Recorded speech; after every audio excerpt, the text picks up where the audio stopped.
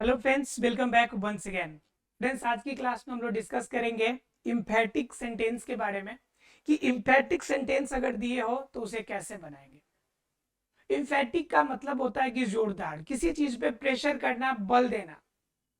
और वैसे सेंटेंसेस को कैसे बनाएंगे, जरा उनके बारे में आज डिस्कस हम लोग कर लेते हैं। साथ ही साथ एक और चीज जानेंगे हम लोग कि जब भी इम्फेटिक सेंटेंस हो या फिर आपका इम्परेटिव सेंटेंस हो, अगर उसमें निगेटिव होगा भी, अगर निगेटिव में कुछ अल्टरनेटिव वर्ड आ जाए तो उसे आप कैसे बनाएंगे, उसे कैसे बना सकते हैं। ठीक है, जरा देखेंगे दो चार एग्जांपल के माध्यम से।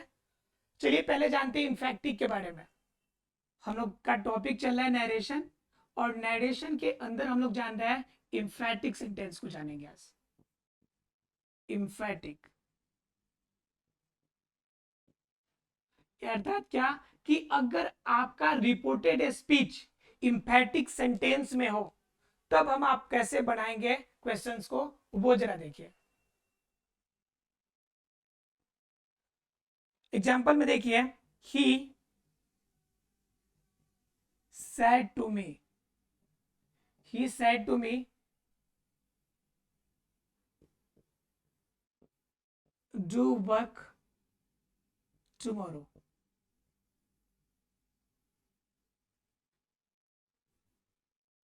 do work tomorrow। ठीक है, अब जरा देखिए ध्यान से। सेंटेंसेस सिंपल है। अगर रहता वर्क टुमारो, हमारा सेंटेंस रहता वर्क टुमारो, तो सीधा हम कहते हैं कि इंपरेटिव सेंटेंस है। और इंपरेटिव सेंटेंस है तो जैसे नियम था वैसे बना लेते। लेकिन यहां पे एक वर्ड आपका डू लग जाने से ये सेंटेंस पे थोड़ा सा जोर पड़ जाता है। और जोर पड़ने का मतलब कि कंफर्म है कि कल उसे कंप्लीट ही करना है, कल तो पूरा फिनिश करके देना है काम को। मतलब यहाँ पे थोड़ा सा क्या कर दिया जाता है कि फोर्स डाल दिया जाता है। और जब फोर्स डाला जाएगा तो वह सेंटेंस किस फॉर्म में चला जाएगा, तो वह सेंटेंस हो जाएगा इम्फेटिक फॉर्म में। किस में चला जाएगा? इम्फेटिक में। इम्फेटिक कहने का मतलब कि इम्परेटिव सेंटेंस में ही जब किसी चीज पे फोर्साइज करेंगे आप, मतलब फोर्स देंगे कि काम को क्या करना है, एट ए टाइम आपको कंप्लीट करना है, एनी हाउ आपको कंप्लीट करना है, तो वैसे केस को हम क्या कहेंगे? इम्फेटिक कहेंगे। तो बात आती है कि इम्फेटिक सेंटेंस को हम कैसे बनाएंगे, कैसे कंप्लीट कैसे करेंगे। ठीक है, तो इम्फेटिक सेंटेंस को बनाने का जो नियम है वो जरा देखिए। ठीक है, यहां पर देखिए, he said to me do work tomorrow. अब जरा समझिए कि कोई इम्फेटिक जोर दे के कोई काम करने के लिए कह रहा है तो कंफर्म होगा कि वह ऑर्डर ही दे रहा होगा जनरली सामान्य रूप से।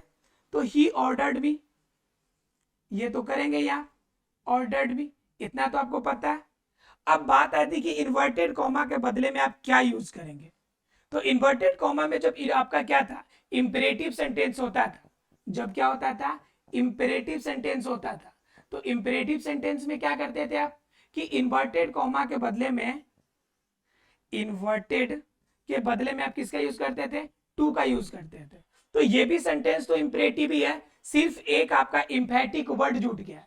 तो इंपेरेटिव के लिए जो नियम लगाते थे वो नियम यहां भी लगाइए, यहां भी इन्वर्टेड कॉमा के बदले में टू का यूज कीजिए। फिर आप सोचेंगे कि सर आप बताइए कि इस डू का क्या करना है, ये डू इम्फेटिक वर्ड है, इसको क्या करना है? तो इसको प्रणाम कर लीजिए आप, इनको छोड़ दीजिए, कहिए भाई जाओ, भाई जाओ, तुम्हारा कोई काम नहीं है। हम जब इनडायरेक्ट बनाएंगे तो उसमें डू का कोई काम नहीं है, इंपरेटिव वर्ड को हटा, सॉरी, इम्फेटिक वर्ड को हटा देंगे और जो सिंपल है उसे बना लेंगे, टू वर्क। अब बात आती कि टुमारो को क्या टुमारो लिखे, तो टुमारो का मतलब होता है कि कल का दिन। बात समझ में आ रही है? और टुमारो एक प्रकार के आपका क्या है, प्रीपोजिशन के फॉर्म में आता है। तो जब भी बातें आपको अदर पार्ट्स ऑफ स्पीच की बातें आती है तो उससे मैंने चेंज कराने के आपके नियम बताए थे। और टुमारो के लिए क्या करेंगे हम लोग? नेक्स्ट डे यूज करेंगे। क्या यूज करेंगे? Next day.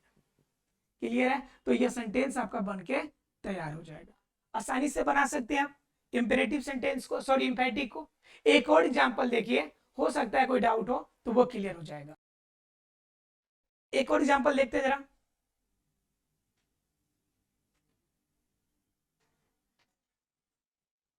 Landlord, landlord said to laborers। जमींदार है जो अपने नौकर को कह रहा है कि do this work at once, एकदम तुरंत करके दो, एकदम अभी करके दो। अब बात समझ रहे हैं, एट वंस लग गया, एकदम तुरंत अभी करके दो मतलब इम्फेक्टिक हो गया, एकदम जोड़ है, प्रेशर है, काम अभी के अभी चाहिए हमें। तो उस कंडीशन में आप क्या करेंगे, तो उस कंडीशन में सिंपल बनाएंगे आप लैंडलॉर्ड। लैंडलॉर्ड सेड टू है मतलब कंफर्म है कि ऑर्डर ही दे रहा है, ऑर्डर्ड लेबरर्स। ठीक है, लेबर्स इन्वर्टेड कॉमा के बदले में टू का यूज करेंगे। आप जरा बताइए, do this work at once, इसमें से क्या करना है आप, तो सेंटेंस यहां पर देखिए, जो डू वर्ड दिया है, डू इंफेटिक वर्ड नहीं है यहाँ पे, जैसे ऊपर था डू वर्क टुमारो, ठीक है, डू वर्क टुमारो था सेंटेंस। ठीक है, तो यहां पे आपका क्या है, डू जो वास्तव में है, यह डू यहाँ पे वर्ब के रूप में यूज हुआ है, यहाँ पे आपका प्रेशराइज करने के लिए नहीं हुआ है। तो उस कंडीशन में इस डू को वर्ब के फॉर्म में यूज करेंगे हम, यही चीज तो ध्यान में रखना है। इसीलिए एग्जांपल सामने दिया है कि डू यहाँ पे देखिए, डू यहाँ पे देखिए, ये यहाँ पे इंफेटिक वर्ड है, इसके वजह से डू यहाँ पे हटेगा, टू वर्क नेक्स्ट डे हो जाएगा। लेकिन यहाँ पे डू जो बात हो रही है, या फिर हम यहाँ से वर्ड हटा दे simple, do this at once, ये अभी करके दो, तो यहाँ पे डू क्या हो जाएगा, डू आपका सिंपल में वर्ब हो जाएगा, और जब वर्ब होगा तो वर्ब इंपरेटिव वर्ड की तरह यूज हो रहा है, तो उस कंडीशन में इस डू को हटाने की जरूरत नहीं है। तो क्या हो जाएगा कि landlord ordered labours do to do, फिर यहाँ पे दिस वर्ड आ गया, तो दी आपका क्या हो गया, पोजेसिव वर्ड हो गया, और पॉजिटिव जो वर्ड है वो अदर पार्ट्स ऑफ स्पीच के पार्ट हो जाएंगे। अब इस कंडीशन में इस दिस को हम चेंज करेंगे। अदर पार्ट्स ऑफ स्पीच में मैंने बताया था कि जो भी नजदीक वाले शब्द है उसको दूर में बदल दीजिए, तो दिस मीन्स या, तो डैट मीन्स वह, तो नजदीक दिस है तो दूर वाला इसका क्या हो जाएगा, डैट हो जाएगा, तो दिस के बदले में क्या हो जाएगा, डैट का यूज आप कर लेंगे। उसके बाद क्या, एट वंस तुरंत है, तो लिख देंगे भाई एट वंस, अभी के अभी करके दो, तुरंत दो, अभी फाइनल करके दो। तो ये चीजें ऐसे सेंटेंसेस आप चाहे तो बना सकते हैं। क्लियर है आप लोग को, मतलब ध्यान रखना है कि डू वर्ड किसके लिए यूज हो रहा है, जनरली देखना है कि सेंटेंस में प्रेशर पड़ रहा है कि नहीं पड़ रहा है। दो तीन बातें आपको हमेशा ध्यान रखनी है, क्योंकि कंफ्यूजन होगा डू वर्ड में, यहाँ पे जैसे कंफ्यूजन हो रहा होगा आप लोग को कि डू यहाँ पे हट रहा है, यहाँ पे डू नहीं हट रहा है, तो कंडीशन ये देखना है कि डू यहाँ पे प्रेशर देने के लिए हो रही है, यहाँ पे डू किसके लिए हो रही है, कि यहाँ पे आपका वर्ब की तरह यूज हो रही है, राइट, वर्ब आप प्लस में या अदर वर्ड्स हो जाएंगे और एट वंस अदर वर्ड्स हो जाएंगे, राइट, इसके लिए यूज हो रहा है। चलिए जरा सा सेंटेंस देख लेते हैं कि इसी में अगर सेंटेंस इंफेटिक नहीं, अगर इंपरेटिव में भी अगर निगेटिव का सेंस हो और वैसे सेंटेंस को अगर बनाना हो, और उसमें अगर मन करे हमें कि नॉट टू नहीं लगा, क्या मन करे भाई कि नॉट टू नहीं लगा, मैंने बताया आपको कि नॉट टू नहीं लगाना, नॉट टू लगाना है आपको जब भी निगेटिव होगा तो। लेकिन अगर मन आपको करता हो कि भाई नहीं नहीं हम नॉट टू बिना लगाए बनाएंगे, तो आप बना सकते हैं। अब सोचिए कैसे कि नॉट टू नहीं लगाए और सेंटेंस आपका निगेटिव वाला बन भी जाए, जरा सोचिए क्या करेंगे।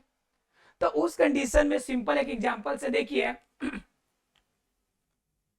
कि doctor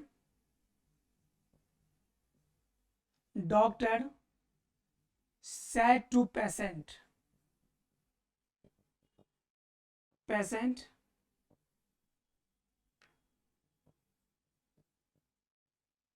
don't take cold water, ठीक है, ठंडा पानी लेना नहीं भाई, आपको ठंडा पानी पीना ही नहीं है। मतलब कि डॉक्टर ने कह दिया तो कह दिया पेशेंट को कि भाई ठंडा पानी आपको पीना नहीं है, अगर पीते हैं तो उसके लिए पूरा जिम्मेवार आप, हम कुछ नहीं जानते हैं। तो मतलब क्या, डॉक्टर जब पेशेंट से यह बात कह रहा है तो बताइए क्या डॉक्टर पेशेंट को ऑर्डर देगा क्या, नहीं भाई, ऑर्डर देने का तो कोई सवाल ही नहीं बनता है। ऑर्डर देगा तो कल से उसका मतलब भाटा बैठ जाएगा, उसकी क्लिनिक बैठ जाएगी। मतलब वो ऑर्डर नहीं दे सकता तो क्या करेगा, वह डॉक्टर जो होगा पेशेंट को सजेस्ट जरूर कर सकता है। मतलब क्या, डॉक्टर जो होगा इसे सजेस्ट करेगा, डॉक्टर सजेस्टेड, सजेस्टेड पेशेंट, क्या कर रहा भाई, सजेस्ट कर रहा है। अब बात यहां पे आ रही है कि doctor suggested patient don't take cold water, ठीक है। अब यहां पे सिंपल हम लोग कैसे बनाते थे कि डोंट के बदले में हम नॉट टू का यूज कर लेते थे, यहाँ पे नॉट टू का यूज कर लेते थे, और उसके बाद जो सेंटेंसेस होता था वो लिख लेते थे टेक कोल्ड वाटर। लेकिन हमारा क्या मन है कि यहाँ पे जो नॉट टू का यूज हो रहा है इसे हम हटा दें, तो क्या करेंगे भाई, तो उस कंडीशन में आपको करना पड़ेगा, यह सजेस्ट नहीं कराना पड़ेगा। यहां पे हम सीधा कहेंगे doctor forward, doctor forwarded patient. अब इसका मतलब क्या हो गया कि डॉक्टर ने मना कर दिया, डॉक्टर ने क्या कर दिया भाई, मना कर दिया। अब यहाँ पे नॉट टू की जरूरत नहीं है, सिंपल लगा दीजिए क्या मना कर दिया, to take cold water, to take cold water. ध्यान ये रखना है कि फॉरवर्ड लगाने के बाद अगर नॉट टू लगाते हैं तो सेंस फिर पॉजिटिव हो जाएगा। दो बार अगर नॉट का यूज एक साथ हो जाए सेंटेंस में तो नॉट नॉट कट के सेंटेंस क्या हो जाएगा, पॉजिटिव हो जाएगा, सेंटेंस किस फॉर्म में चला जाएगा, पॉजिटिव में।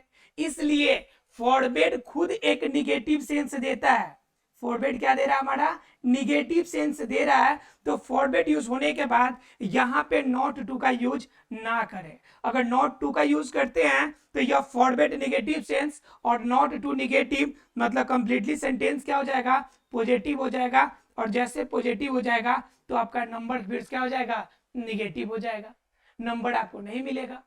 बात समझ में आ रही है। एक और जरा सेंटेंस देख लीजिए, इस पे ऐसे क्वेश्चंस बार बार कंफ्यूजन पैदा करते हैं और एग्जाम में ये क्वेश्चन पूछे जाते हैं, ठीक है। और उसमें गलती हम लोग यही करते हैं कि फॉरवर्ड यूज भी कर लेते हैं और साथ ही साथ हम लोग उसके साथ में नॉट टू का भी यूज कर लेते हैं। तो इंपरेटिव का जब भी निगेटिव बनाते हैं तो ये प्रॉब्लम रहती है। जरा देखिए एक एग्जाम्पल को और, जैसे आपको पिताजी डांटते हुए कहते हैं, क्या कहते हैं भाई, कि बाहर नहीं जाना है, दोस्तों के साथ तंडेली नहीं मारना है आपको, कहते हैं ना जी। तो मान लीजिए कि धूप निकला हुआ है, पिताजी कुछ बोल रहे हैं आपको, क्या कह रहे हैं, father father told me, sorry said to me,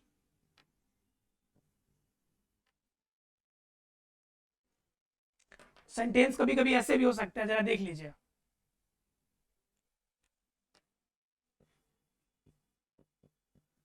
don't go out, don't go out, father said.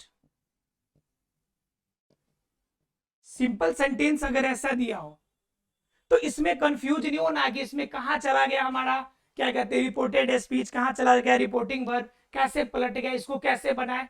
इसको डरने की बिल्कुल बात नहीं है। ऐसे सेंटेंसेस में सिंपल क्या करेंगे कि जिस तरह से ये सेंटेंसेस बनाते थे वैसे ही बनाएंगे, फादर, और यहाँ पे सैड के बदले में इस सेंटेंस के अकॉर्डिंग आप क्या करेंगे, फॉरवर्ड इस्तेमाल करें, आस करें, जो भी करना है कर सकते हैं। उसके बाद ऑब्जेक्ट अपने से ले लेना है। तो मान लीजिए पिताजी कह रहे हैं तो आप ही से कह रहे होंगे, तो उस कंडीशन में लिखाएंगे हम लोग फादर फॉरवर्ड मी,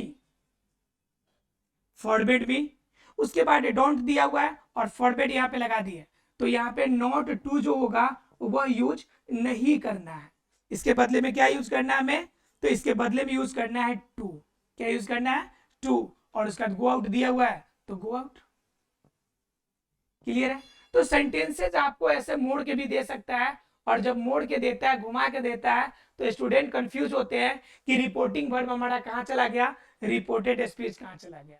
दूसरी गलती ये भी करते हैं कि शुरू में इसको बना देंगे, शुरू में ये आपका रिपोर्टेड स्पीच घटना बनाएंगे और लास्ट में इसको बना देंगे, सेंटेंस ही अरेंज नहीं होगा उनका, ठीक है। तो ये भी नहीं करना है। सेंटेंस बाद में भी दिया हो लेकिन फिर भी आपको बनाते समय ध्यान रखना है कि reported SP, sorry reporting word वाला जो आपका सेंटेंस है वह स्टार्टिंग में होना चाहिए, और उसके बाद जो रिपोर्टेड स्पीच वाला सेंटेंस जो है वह उसके बाद होना चाहिए। और अरेंज करके देखना, मेन चीज ये है कि इंपैटिक में या इंपेरेटिव में जब भी निगेटिव सेंस होगा तो उसमें आपको फॉरवर्ड के यूज करते समय ध्यान रखना है कि नॉट टू का यूज नहीं करना है।